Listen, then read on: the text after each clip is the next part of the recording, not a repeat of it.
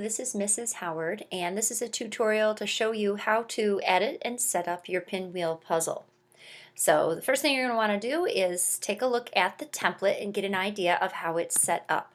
The directions on how to set this up are available on slide number 11. And step number 1 says to create a list of 13 vocabulary words. The puzzle will hold 13 and only 13 vocabulary words. Then the second step is to think of one thematic word that would tie all of your 13 vocabulary words together. It's that one thematic word that becomes the border to your puzzle. Then what you do is you take each word and each definition and you add it into the slide. So for my puzzle, I'm going to make it about geography, and all the words that are contained within the puzzle are going to be related to the word geography. So everywhere I see the word border word, I'm going to delete what it says there and just paste in the word geography. Then I'm going to follow the prompts or the cues where each vocabulary word needs to go. So vocabulary word number 1 for me is going to be equator.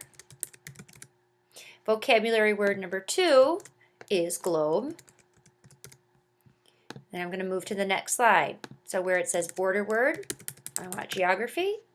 Again, border word is geography. And vocabulary word number 1, definition. So the vocabulary word number 1 for me was equator, and I happen to have a Word document handy. Let me pull that over with the definition available so I don't have to retype it. So there's equator. Move that back off the screen so we can see what we're doing.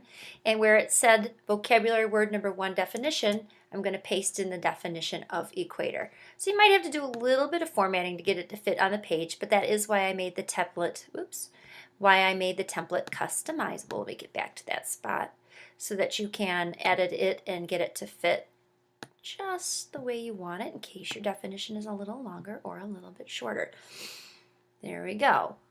So vocabulary word number 3 for me, just so happens to be, let's get rid of that, vocabulary word number 3, it is hemisphere. Certainly you can change the font or change the appearance of the vocabulary words. Now back to vocabulary word number 2, the definition of that. I'm going to pull that right off of my thing. Word number 2 is globe, a round model of the earth. I'm going to paste that in here. The border word was geography. Now it may not seem like there's a rhyme or reason to it, but I am going to finish this up in time lapse so in the end you can see what this puzzle will look like when it's printed out.